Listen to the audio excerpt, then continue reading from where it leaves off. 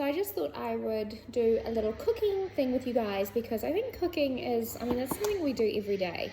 So why not share recipes together and little ideas and quick tips. So if you peel all your pumpkin in one go, like one pumpkin can last a week or more, and you don't have to peel it every time because it's such a tedious task. I actually get my dad to do it because he lives with us. Now this is a salad. It doesn't have any meat in it, but you can totally add meat. And it's such a simple salad, but sometimes we just need reminders to do really simple things. So we have red onion cut up over here.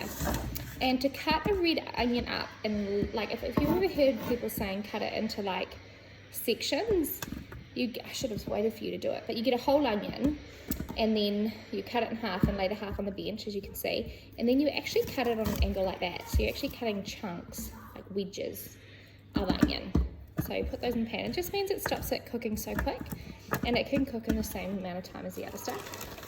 So I'm just gonna get a bit more pumpkin. Do you know, I was on one of the MasterChef shows, seriously about 9 years ago, and the guy said to me, I've got a really blunt knife right now, and the guy said to me, I was holding my knife like this, and he comes around, I'm kidding, and he says, you're holding it like a housewife.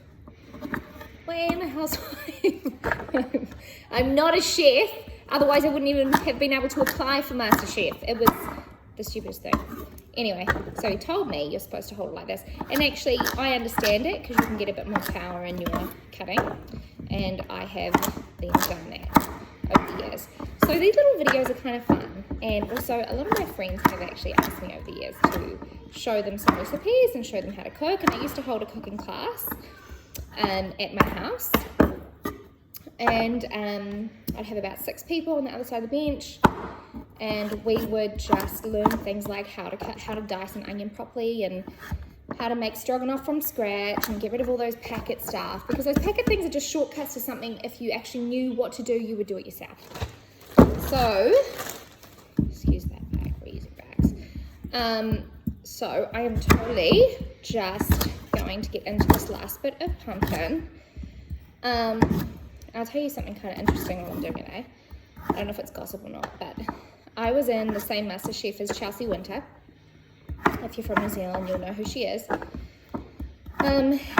Actually, before I went into the MasterChef Challenge, I met Nadia Lam at the food show, and I said to her, look, I'm thinking about applying for it. And she said to me, if you love cooking, don't do it.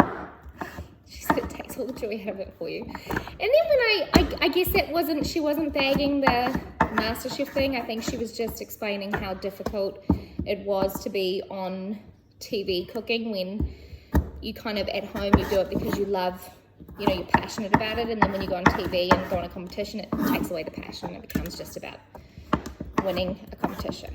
So I get what she was saying. Anyway, I still applied for it because that's me, I'm super stubborn. So this tray is full, so I'm going to just chuck some of these pumpkins into this tray. I'm using my long oven today, and alongside the pumpkins and the onions, I am going to add beetroot, something we all really love but don't use enough. And if we do, it's the soggy stuff in a can, which still tastes pretty good. But seriously, you don't need to peel it. I'm going to stain my bench from doing this, but this is my bench, by the way. I had my brother-in-law make me an oak bench from, an oak bench. So half of it's oak and half of it's stone. So the bit where the kids eat and stuff is made out of stone, easy to clean. And this is the bit so I can just cut on the whole bench because I love cooking. So why not have a bench made out of a chopping board? And then in a few years you can stand it back, or in a year or so. So we're just cutting up beetroot. I also know a really yummy raw beetroot salad. It's red onion, green apple, beetroot, 2 beetroot, quarter of an apple, quarter of a red onion, thrown into a blender or Thermomix if you've got it, and coriander. Blitz it all up, and it is so yummy, and a bit of lemon juice. So I've totally just done those almost in equal sizes as the pumpkin. It's a root veg, and it will cook probably the same time as the pumpkin. So, or actually take a bit longer, but this is okay, a bit more al dente. This I want to have soft, and the onion, well, I'm okay with however that cooks. So that's some veggies. So we've got 2 trays of veggies here. I'll be back in a second. I'm just getting my olive oil. Right, and I'm gonna sprinkle this on. Love me some olive oil. Or I also cook with coconut oil. Okay, that's it. That's it. Now, do you guys do this? Do you jiggle your veggies about? I jiggle my veggies because I can't handle just sprinkling it over. Did you see me consider leaving it when I sprinkled the olive oil? But I can't handle it because heat needs liquid. Well, doesn't need it. Heat likes liquid to induct. Conduct heat? None of that's making sense. Liquid helps heat conduct. Yeah, that's what it is. So, if there's bits of the pumpkin that they don't have oil in them, they just don't caramelize, they don't cook beautifully, and I really kind of want that caramelization going on, especially with my onions.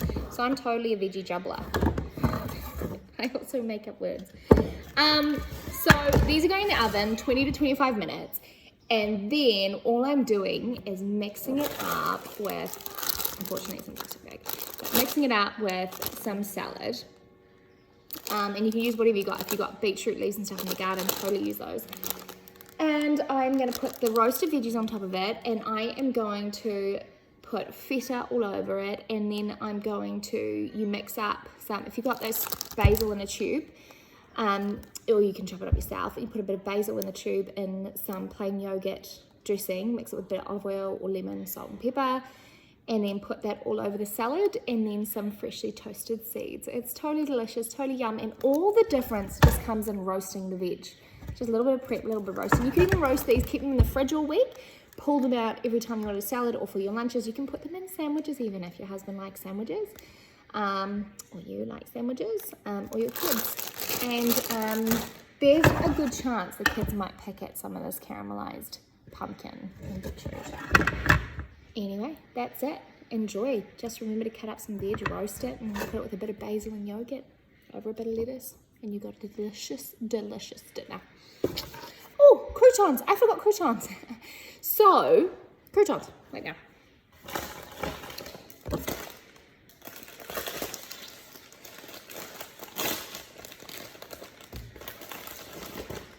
Croutons, croutons.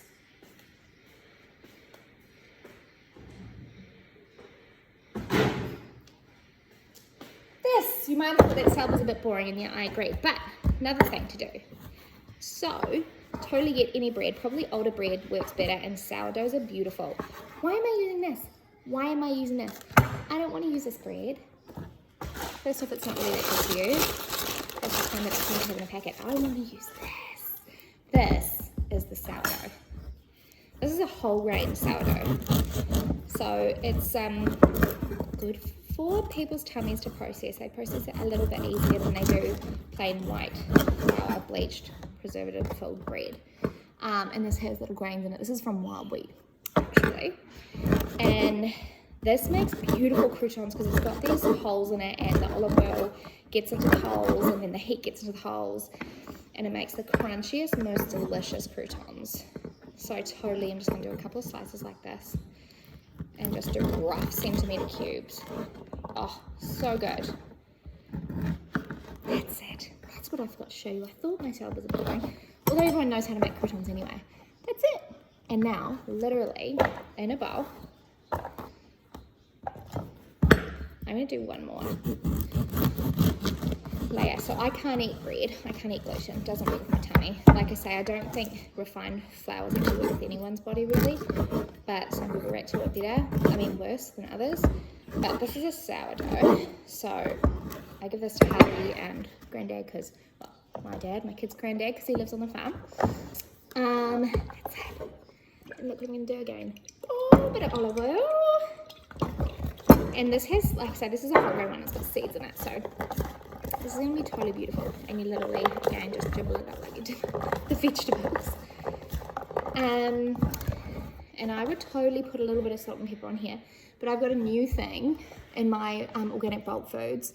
It's herb salt. So beautiful. Organic herb salt from Rapunzel in Germany, I think it is.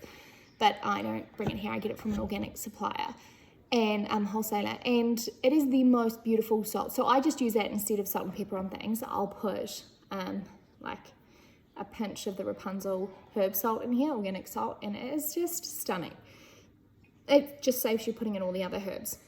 So check that out in my bio as well, my link to my website and my shop, and you'll see herb salt. And it's so cheap, so cost effective. I should say not cheap, cost effective, quality and cost effective. Anyway, so these go in the oven when these have 10 minutes left. So there's about 25 minutes. These will go on when there's 10 minutes left on a tray, or even just in here. If I can spread them out enough, I'll just put them in here. And then 10 minutes and they'll be crispy. There's a bit of feta on top and that dressing I told you about. That's it. Yum, yum. No need for cafes or restaurants. You got one at home.